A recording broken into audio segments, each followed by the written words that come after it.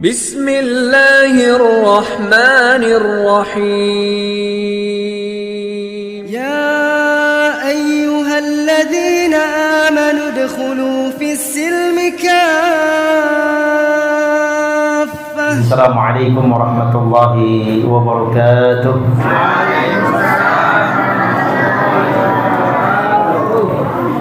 Innal hamdalillah nahmaduhu wa nasta'inuhu wa nastaghfiruh wa na'udzu billahi min shururi anfusina wa min sayyiati a'malina. May yahdihillahu fala mudilla lahu wa may yudlilhu fala hadiya lahu.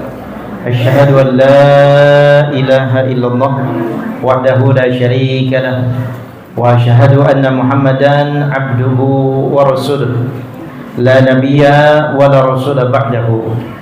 Qala Allah Ta'ala fi kitabihil karim al-'azim wa huwa asdaqul qailin wa ahsanul qailin.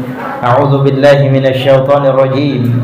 Ya ayyuhalladzina amanu taqullaha haqqa tuqatih wa la tamutunna illa wa antum muslimun. Wa qala aidan ya ayyuhalladzina amanu taqullaha wa qulu qawlan sadida yuslih lakum a'malakum wa yaghfir lakum dhunubakum wa may yuti'illaha wa rasulahu faqad faza fawzan 'azima. Qala Rasul sallallahu alaihi wasallam fi hadithihi ittaqillaha haitsu ma kunta wa atbi'is sayyi'ata hasanata tamhuha wa khaliqin nas bi khuluqin hasan. Pertama-tama dan yang paling utama, tak bosan-bosannya sudah seharusnya sepatutnya ucapan puja serta puji syukur selalu senantiasa kita panjatkan kehadirat Allah Subhanahu wa taala. Rabb semesta alam, penguasa jagat raya, pencipta alam semesta, zat yang menghidupkan dan mematikan, zat yang telah menciptakan kita, mencukupi kebutuhan kita, memberikan rezeki kepada kita, Allah Subhanahu wa taala. Atas limpahan nikmat, anugerah, karunia yang Allah limpah curahkan, Allah berikan kepada kita, sehingga pada kesempatan petang hari yang berbahagia ini biiznillah biaqdarillah Allah Subhanahu wa taala masih memberikan kesehatan, kesempatan, kekuatan kepada kita untuk sama-sama menjalankan aktivitas kita, kewajiban kita selaku kaum muslimin, yaitu melaksanakan ibadah salat maghrib secara berjamaah. Ini adalah sebuah kenikmatan. Kita bisa beriman dan beraman. Kenapa? Karena saudara-saudara kita di tempat yang lain mungkin bahasa kitanya buruk-buruk gitu ya, ingin bisa ibadah dengan tenang, nyaman, padahal di sisi yang lain mereka diancam sebuah keamanan yang Allah uji mereka saat ini dengan keamanan yang mereka tidak rasakan. Nah, alhamdulillah Allah berikan keimanan kepada kita dengan keamanan yang Allah limpah curahkan kepada kita. Kalau misalnya kita sholat saja, yang sholat itu terganggu dengan salah satu hal, maka sholat itu boleh kita tunda. Misalnya kita sudah wudhu, sudah siap ingin melaksanakan sholat, tiba-tiba ingin buang hajat, maka buang hajat didahulukan. Kenapa? Karena khawatir akan mengganggu kekhusyuan di dalam sholatnya. Begitu juga ketika dia hendak melaksanakan makan, hajat kebutuhan manusia, sudah terhidang, sudah tersedia, ada di hadapannya makanan dan minumannya, kemudian sudah dikumandangkan adzan bahkan iqamah, maka boleh dia menyelesaikan hajatnya dulu. Kenapa? Nabi SAW katakan dalam sebuah hadis, la salata illa bihadratit ta'am. Maka tidak ada sholat ketika sudah dihidangkan makanan. Ini saja perkara-perkara yang berkaitan dengan hajat dan kebutuhan manusia bisa menunda sholat kita, bisa meng-cancel sholat kita untuk sementara, apalagi karena faktor keamanan.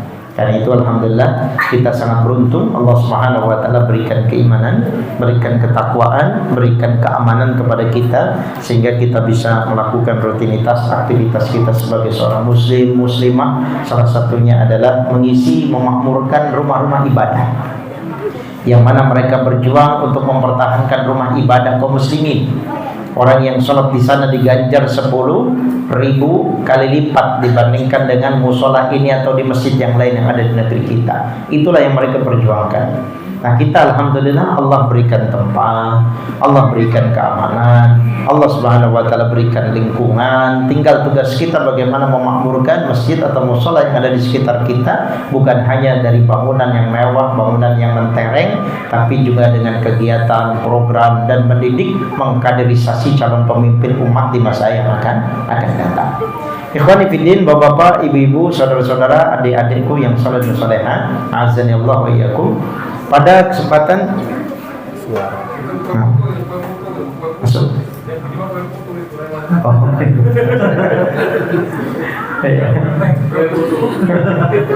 kayak suara dengung dari sini ya. Ya, padahal dia tidak bersalah ya. Baik ya, syukran barakallah. Baik Bapak dan Ibu sekalian, azanillah yakum. Tema yang kita angkat pada kesempatan petang hari ini adalah posisi menentukan prestasi.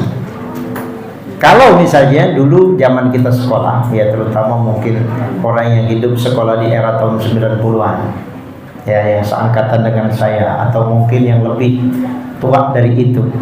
Kalau kita ujian seringkali nyari tempat ya, posisi mejanya mirip-mirip dengan ini, cuman ada lacinya gitu ya. Bangkunya juga dari kayu zaman sekolah negeri zaman dulu. Kalau misalnya sedang ujian, kita suka nyari teman. Buat jadi teman, duduk. Yang cari yang pinteran dikit, supaya kalau misalnya kita ada pertanyaan yang sulit kita jawab, kita bisa tanya sama dia, dapat bisikan gaib, sehingga nanti nilainya bagus, yang bisa kita banggakan buat orang tua, padahal hasil nanya, dan dia punya hujah lagi.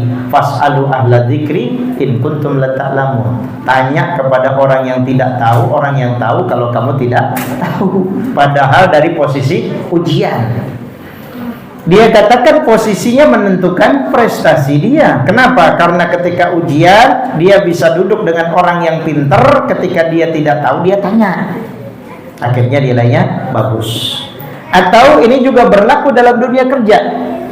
Ya, ketika misalnya kita bekerja, kenal dengan HRD-nya, ya dibandingkan dengan orang yang tidak punya koneksi, orang yang tidak punya channel, orang yang tidak punya link, maka dia lebih mudah peluangnya untuk diterima. Begitu juga ketika diterima, ketika dia kenal dengan siapa? Dengan atasannya, dengan bosnya, dengan pemimpinnya, maka posisi dia bisa cepat naik jabatan, termasuk ya naik gaji. Karena ini hukum yang kita lihat dalam kehidupan kita sehari-hari. Akan tetapi ini bisa juga diperlakukan dalam kondisi kita sebagai seorang muslim, di mana ibaratnya posisi kita adalah seorang muslim yang seharusnya bisa menentukan prestasi kita di dunia dan prestasi kita di akhirat kelak. Di mana ajaran Islam itu pada hakikatnya kalau kita mikir, sebenarnya orang muslim itu seharusnya masuk surga semua. Mestinya begitu. Amin. Kenapa demikian? Karena Nabi Shallallahu Alaihi Wasallam menyatakan dan meriwayatkan serta menyampaikan sebuah hadis yang diriwayatkan Imam Bukhari juga Imam Muslim dari Ibnu Abbas radhiyallahu taala anhuma. Nabi Shallallahu Alaihi Wasallam bersabda, Innallaha katabal hasanati wasayyi'at. Bahwasanya Allah Subhanahu Wa Taala sudah menetapkan sesuatu yang baik dan sesuatu yang buruk. Summa bayyana dzalik, kemudian sudah menerangkannya, sudah menjelaskannya. Faman hamma bihasanatin falam ya'malha. Tapi ada orang yang hamma itu maksudnya himmah. Dia punya keinginan yang kuat, ingin melakukan perbuatan kebaikan, falam ya'malha, tidak jadi. Banyak ya Pak, sering kita alami dalam kehidupan kita. Niat kita sudah bagus, niat kita sudah benar, pengen melakukan kebaikan, tapi tidak jadi. Ada saja alasannya, ada saja gangguannya, membuat kita akhirnya tidak jadi melaksanakan niat baik yang seharusnya sudah terwujudkan dengan sebuah amal. Falam ya'malha, dia tidak jadi mengerjakan perbuatan baik itu.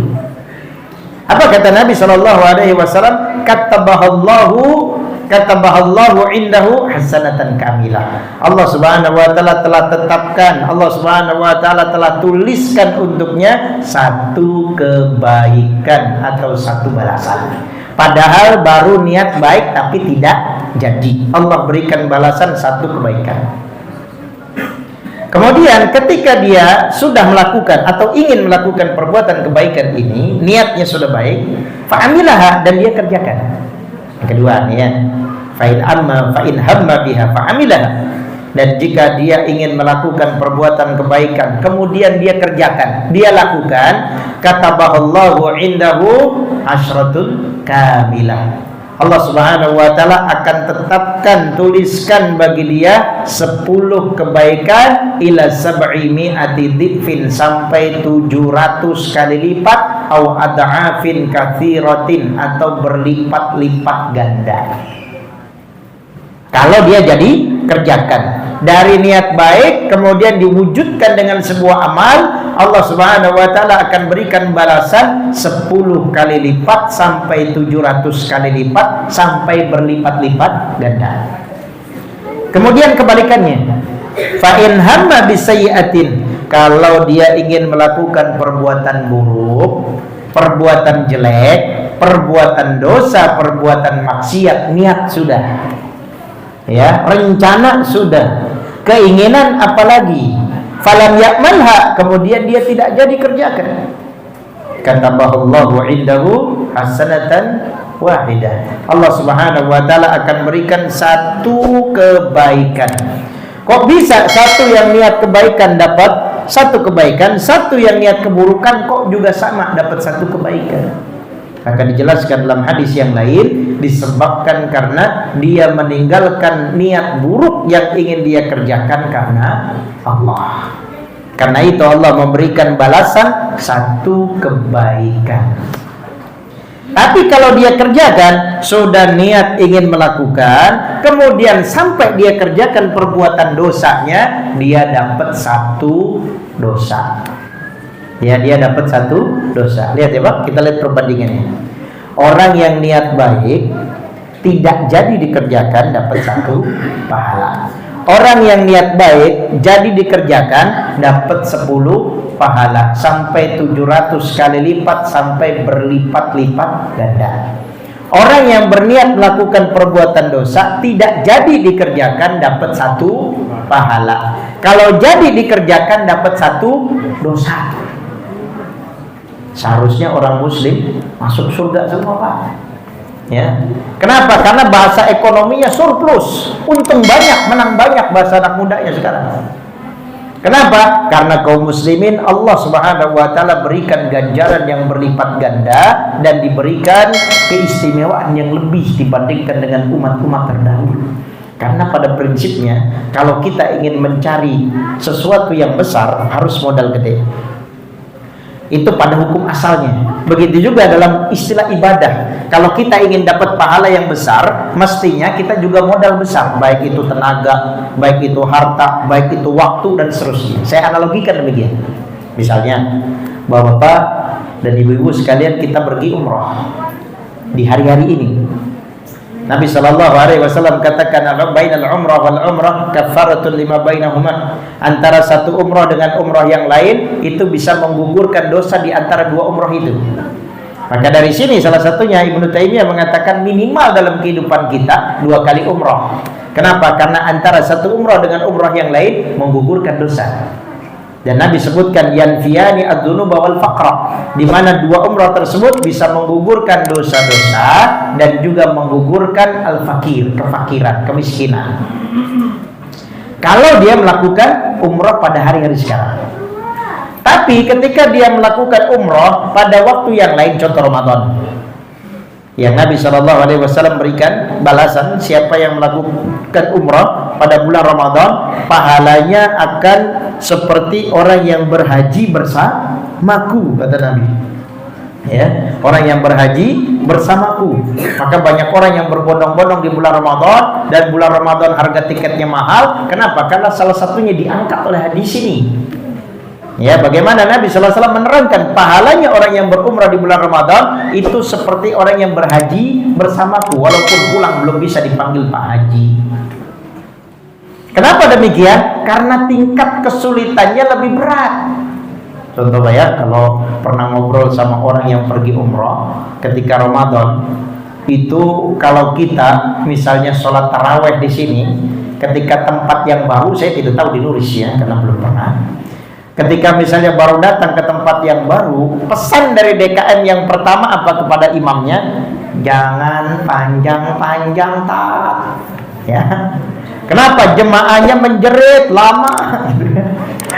Ini biasanya begitu, pesan daripada DKM. Santai aja, walaupun alasannya mantep. Kenapa? Kedengarannya keren. Kenapa? Biar anak-anak bisa murojaah. Padahal saya tahu pasti tujuannya supaya cepet. Dan yang dicari juga biasanya yang ramai apa? Musola atau masjid yang paling cepat bacaannya, bukan yang paling enak, apalagi yang paling panjang. Tapi kalau orang sholat di bulan Ramadan, sholatnya di Masjidil Haram atau Masjid Nabawi, habis sholat Isya, begitu sholat taraweh selesai jam berapa Pak? Jam 12 malam. Makanya kalau kita lihat itu ada orang yang sampai jatuh ketika lagi sholat taraweh. Kenapa? Ngantuk. Ya, ngantuk.